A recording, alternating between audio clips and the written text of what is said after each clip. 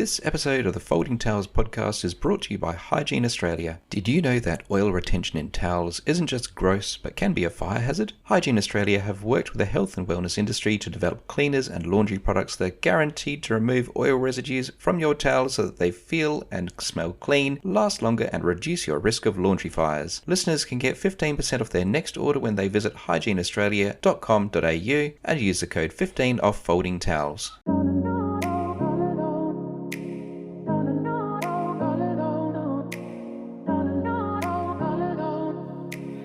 Hello, it is David here from the Folding Towels podcast. I am flying solo today. Jackie is still unwell, but she should be back for next week. So I would really love it if you could head across to our social media, our Facebook page or our Instagram. And why not drop a note there saying, "Hey, Jackie, we miss you. Would love to see you and hear from you again." Now, unless you have been living under a rock, you might be aware that the words cost of living crisis are quite popular in the media right now. You're probably feeling the pinch yourself with long-term clients telling you that they can't afford to see you as often as they want to or they need to.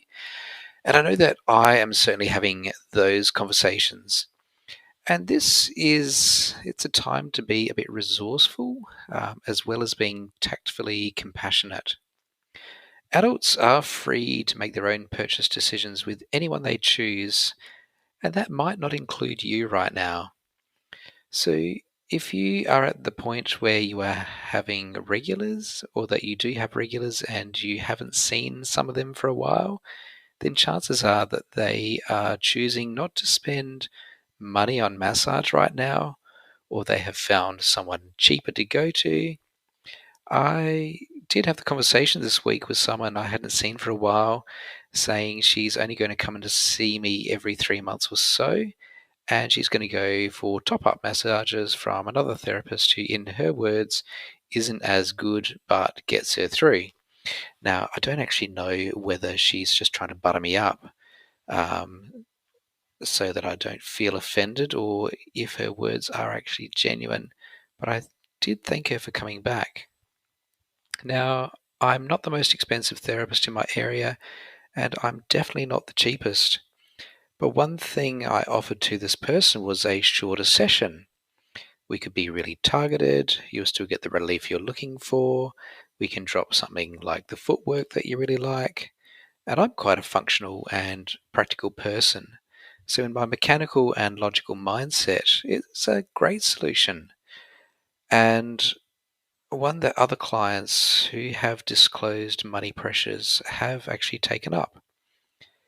Anyway, for this person, it was like she'd sucked a sour warhead, and I did have to stifle a smirk. She will be coming back in about 3 months' time to see me, to include the footwork and the network that she really likes, but doesn't necessarily need, and she's going to get her rub downs from somebody else in between. So it is time to think about how you operate. Money can be a really sensitive topic, and certainly in Australia, conversations about money is almost taboo.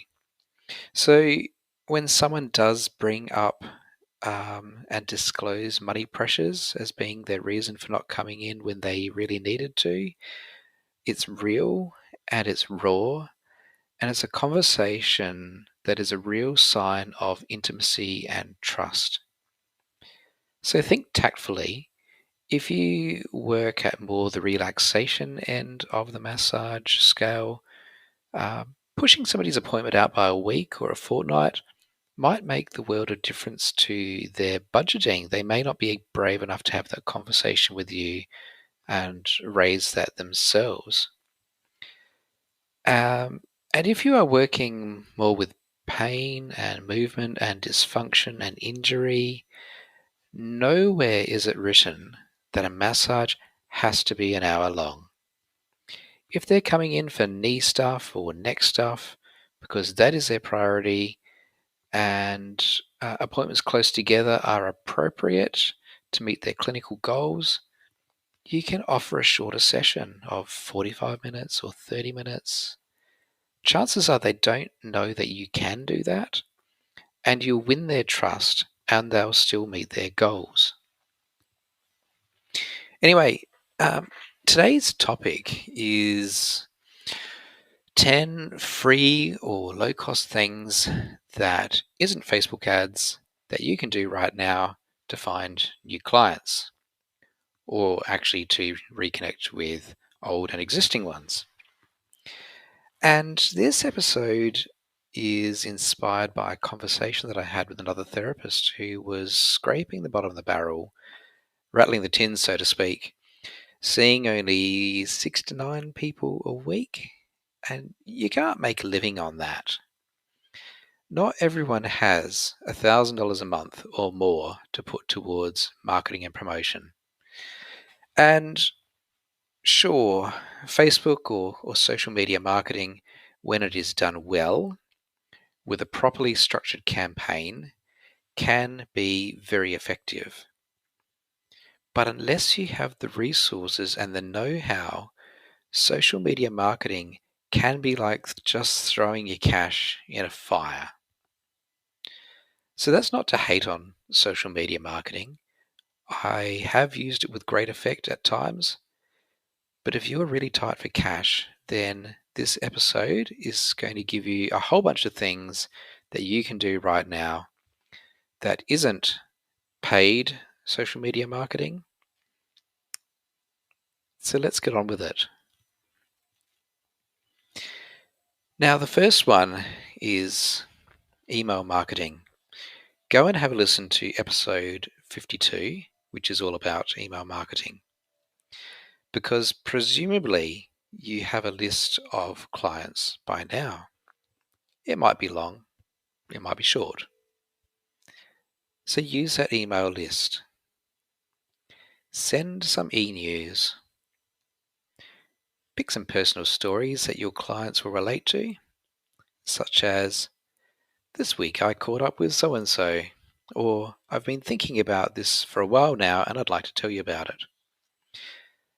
Some people are going to unsubscribe from your e-news, and that's okay. But the brilliant about email marketing is that it is free. It is a free way to engage with people who are already familiar with you and who just may need a prompter to come back. You might even choose to send, say, 10 emails. So one email once a fortnight over 20 weeks. So this is not an opportunity to show off your knowledge, and I do go into that in detail in episode 52. It's not an opportunity for a hard sell either. And it's really important that you make your email conversational and relatable. Tell a story. Break the ice on something. Maybe you want to get a little bit specialized on something, but just use that as an opportunity to keep in touch. So number 1, email marketing. And it's definitely not as scary as number 2. So the second thing that I want to explore with you is making some short videos. Short videos you can put on your website. You can put them on social media and YouTube. And yes, I know it's social media, but it isn't paid social media marketing. It might feel super sucky, particularly if you are an introvert, and many of us are, because unless you love being a star, you'll probably want to be behind the camera, not standing in front of it. But you need to remember this: you are the face of your business, not your logo, not your slogan. You are the face of your business. And your current and your future clients want to get to know you, your story, and to build familiarity and trust with you before they even walk in the door. So once you've done a couple of videos, it does get easier. So maybe make it your mission to make 5 this week or something about questions your clients are already asking. Things like, oh, how long have you been a massage therapist for? How often do you actually hear that question? Why did you become a massage therapist? So you could actually set up the camera and video yourself massaging your partner with their permission, of course. You could do a walkthrough of your clinic, introduce them to your dog. The videos don't need to be MGM level productions, and they definitely should not be long. So here's some ideas of videos that you could make. This is my story. This is my family. I became a massage therapist because. What length massage session should I choose? What should I wear to my massage? What happens in a remedial massage appointment? Why do I need to fill out an intake form when I don't have to do that at the shopping centre? How do I choose between a professional, well-trained massage therapist and anybody else? Then you could move into something a bit more specialized, like if you've got a frozen shoulder, this is what the treatment protocol might look like. These are my rock blades, and this is me using them. My favorite massage tool is this. Here's 5 self-care tips for runners. So let's get even more terrifying, but still free. And it's terrifying because a lot of us are afraid of rejection. So I call this the law of 666. It just sounds dramatic. You could pick any number you like, 222, particularly if you're a fan of Richie Benno, 333, 555. Fun tip, if you spend any time in Thailand, using the number 5 is like laughing. Anyway, what this means in the law of 666 is to email 6 people, text message 6 people, and call 6 people every week. And you would have a cascading or escalating level. So in week 1, you'd send a person an email. If you haven't heard back from that person, and you would know this because you've kept a record to know what step you're at. If you haven't heard back, then send a text message. If you still haven't got a response, then give the person a phone call. If they've had a baby, or maybe they've changed jobs, or they've gone on holiday, or they've got a new cat, call and ask about one of those things. If you've been wondering where a person is or how they are, then reach out to them. Email is not very threatening. Some people prefer text messages. Others respond better to a phone call. And calling on the phone is that top level of intervention, and it is more confronting. However, if you know someone has been through a rough time, then call them. A call from a familiar person can have a wonderful effect, and it can show genuinely that you care. Now, number 4, it's a little bit dirty, and I do feel dirty for suggesting it because it's about a gift voucher strategy. And chances are you've been asked if you do sell gift vouchers. I don't sell gift vouchers anymore for my own reasons, and plenty of you probably do. So you could have a specific gift voucher campaign. If you've got gift vouchers, promote them. Tell people that you've got them.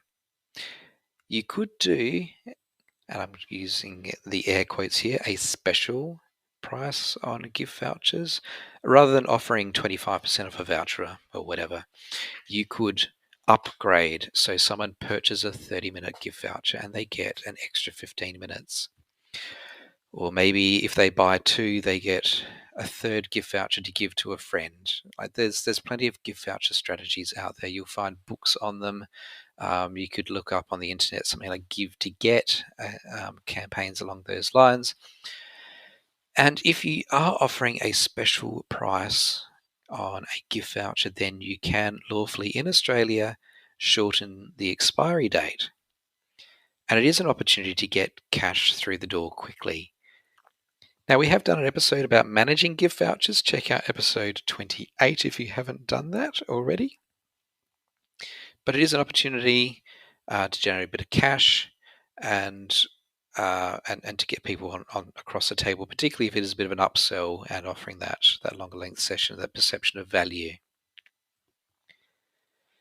Now, this next one, number 5, it is a slow burner. It's networking with other health professionals. Now, we have done an episode on that as well, episode 7, about building a good, effective network. So, for example, if you have been having great results with plantar fasciitis, for example, maybe you'd like to contact a podiatrist in the area, or a running coach, or maybe you've got connections to the local athlete's foot shoe store. You could pick a condition, you can name a professional who also works with that particular condition, people with that condition, and you can organise a coffee date. Get front of mind and use this as an opportunity to talk to that person and say, I have clients with this and I'd like to refer them to you, not the other way around. So number 6, every person you see this month, send them a follow-up text message. Thanks for coming in. How are you feeling after your last session? I haven't seen you. How about we schedule another time? Again, you can Google text message strategies, find some messages which don't feel cheesy, that represent the way that you talk. You could even use AI for that through something like Copilot or ChatGPT. And you can use those as a cut and paste template, really quick and easy to do, whether it's from your own phone or if you're using a practice management system, you can usually send a text message from that. Just stay in touch and stay visible. Now, the next one takes a bit more effort. So this is now tip number 7. Write some blogs. So if you don't have a website, you probably should. It's a bit like a business card and your own resume. It's a great way for people to find you. It's how they do their research on you before they make a purchase decision. It is how they build trust with you before you've even seen them. And blogs are a great way to start getting very specific about things that you do and the people that you help. I use a lot of my own blogs just to tell quirky stories, which are very human related, and I also do use that to write things like working with people who have fibromyalgia, providing massage to children, how craniosacral therapy techniques can help in relieving the symptoms of TMJ dysfunction. The types of things which don't belong on the main page of a website, but certainly belong in an article, of which a blog is. So the great thing about blogs is that you can now generate them quite easily using AI. There are heaps of videos on YouTube on how to do this well so that your articles are accurate and they sound human and sound like you, more importantly. And the great thing about a blog is that once it is on your website, you can then share it and others can share it. So if you have LinkedIn, for example, you could share it to your LinkedIn profile. You could you can share it to your Facebook profile. You could then pull out that video recorder, just like you did for tip number 2, and you can read your blog and post that as a video to Facebook, to Instagram, to YouTube. It's multi-purpose, and you can email that blog out to your client list. Which is a nice segue into tip number 8, which is an email campaign. And yes, I know number one was about sending emails. Well, this is getting more specific because in tip number one, where I said it's not an opportunity to sell, an email campaign can be an opportunity to sell if it is done wisely. If you think about your own email inbox, how many emails are in there that are people who want your money, whether it be the local bike shop like mine is, with here's specials of the week, whether it's IKEA, here's furniture, which IKEA actually has quite a wonderful email newsletter where they're quite helpful about, hey, these are some ways that you could set up your favorite sunroom or study, or this is what a very functional kitchen looks like. You can actually take some quite good tips from the IKEA newsletter. But if you are using this as a sales funnel, oh, it's a dirty word. Perhaps you've only seen a person once. Go back through your list, go back through your books and find all the people you've only seen once or twice, or pick a number. And then you can set up an email campaign using MailChimp or MailerLite or Constant Contact. Most of these are free to use.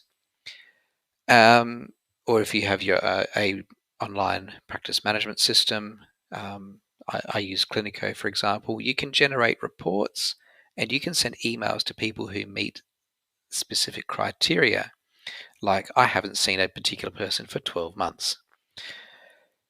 So your email campaign might look like email one. Hey person, I'm running an email campaign and I'm going to send you one email every week for 6 weeks, just so you know it's not going to go on forever and you can always opt out of it. You probably want to phrase it a bit better than that, but you get the idea of, I'm going to send you a particular number of emails, and this is to minimize the number of people who click unsubscribed automatically, but you're telling them they can opt out if they want to. Then email 2, it's a story about me. Hope to see you soon. Email 3, what I love about massage. Hope to see you soon. Email 4, things that massage is great for, a particular sport, a particular condition, because you love it. It's okay to enjoy massage. Email 5, this is how you can book with me. Email 6, thanks for reading. Here's a fun, relatable story. So we're getting close to the end of this episode. It's a short and sweet one. This next tip, it starts to explore niching. And we did an episode on niching back in the very beginning of this podcast. Episode 5 is on niching.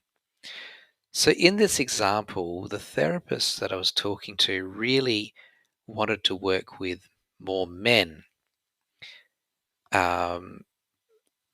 Personal story, and men often suck at managing their own health, which often makes them terrible clients too, unless you find your hook and your way in. So for this example, if you were to explore niching with men, and okay, let's face it, picking a gender isn't a niche. You can find subcategories within that. It might be men of a particular age, men who have a particular interest. And this is how we're going to explore this, because a good proportion of your clients probably have a man in their life. It might be a life partner. It could be a colleague, a father, a brother. If you are comfortable chatting with the person on the table, then ask them about that person, and if that person has ever had a massage, and then book them in. Now, in trying to connect with men, men are more likely to own a business than women as a general rule. So you could start writing letters or emails, or you could use LinkedIn. You could join a business network or go to your local chamber of commerce, and start meeting other business people in the area. Now, it may feel dirty, particularly if you are an introvert, and your strike rate is going to be pretty low because this is cold calling, but you need to approach it as relationship building.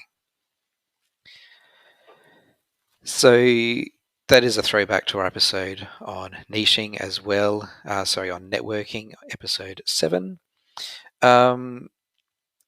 You can find places that aren't a pub, or maybe you want to go to the pub, I don't know. You can find places that are not, or maybe are, a pub that men hang out in. It could be, say, a boxing gym. It could be the men's shed. It could be the over 35s football team. It could be a cycling group or a recreational running group. It could be a church, the SES or CFS, and go and visit them there. Write a blog about it, that particular interest group. Post it on your website. Put it on your social media. Let your existing clients know that you work with people who meet this criteria. And those blogs that I mentioned earlier, you can start writing blogs about manly issues. They don't need to be massage related. They could be topics like prostate health, cholesterol, leadership fatigue and burnout, feeling clueless as a father, miscarriage from a dad's perspective, surviving with teenagers, being slave to the desk and trying to provide for the family while still trying to connect with them, heart health, why you need to move more, chronic loneliness in men. As a blog, these can then be repurposed into a video. They can be repurposed on your social media page. They can then become an email series. And if your email is relevant and it touches the recipient, you can have reasonable confidence that whoever is reading and connecting with that email will share it to the person who that email might also be relevant to. It might be their partner, for example. You could try and connect with some of those male retreat thingies like the Wim Hof ice bath method things. And when I do think about the men that I treat, they've usually had their partner book them in with me because they've got an injury, or maybe their partner is just like, you know what, I think that my husband could just really do with a massage. And he's not going to book himself in. He's just too proud for that. They've often come from a sports club that I was involved with. For example, a martial arts club and a boxing gym, and the local CrossFit gym that I trained at for a while. They've come from the sports club that I sponsored, which in this particular instance was an LGBT volleyball club. And then a lot of sports people are also coming in for mental health reasons, particularly those who are a bit more high performance. They might have their physio team, for example, but they just want to feel, they want their brain to feel good and they want their body to feel good and feel less clinical.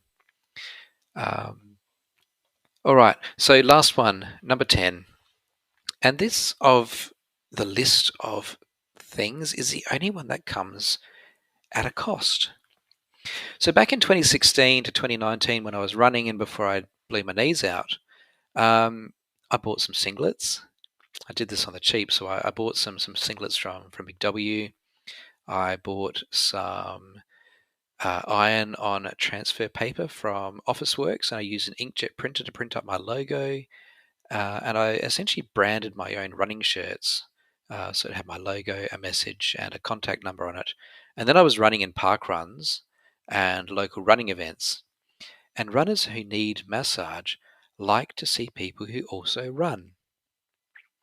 So I've now had those t-shirts professionally printed through Canva. You can do that for about $35 a t-shirt, delivered to the door, custom one-off t-shirts. So it doesn't have to be running. You could transfer that to the gym or to cycling. And you could also wear those t-shirts to the shops with something quirky on it. And this, there's a little acronym, ABM, always be marketing. And that's the whole thing of like always carry your cards with you, because someone will ask you what you do, and it's like, here, let me give you a card. Well, in this case, your t-shirt could actually be your business card, and it could have something really quirky on it, like I do my own stunts and that's why I need a massage. Um, in terms of my running t-shirts, one that I had up because I wasn't a particularly fast runner, it said, "You are now overtaking a professional massage therapist." Um, you can have a bit of fun with these things.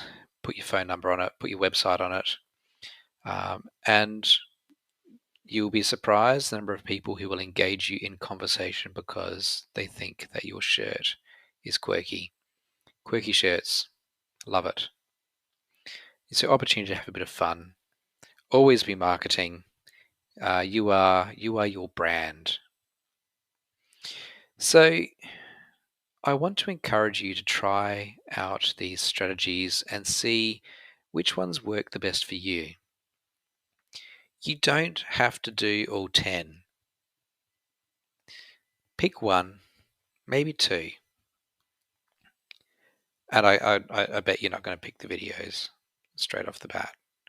Just helpful hint. They are a really good strategy, but I know that you're going to resist doing that. It's just fact. So those tips again, those 10 tips. Use your email list. Connect with people, someone you haven't seen for a while. Make some videos. The law of 666. Gift vouchers. Networking with local professionals. Sending follow-up text messages. Write some blogs. Have a structured email campaign. Find a niche and explore it. And in this particular episode, I talk specifically about working with men. And brand yourself. Always be marketing. So I hope that you've found some useful suggestions from today's episode. If you like what we are doing on the Folding Towers podcast, I say we because Jackie is off sick, as I said before. Send her some love through Facebook or Instagram.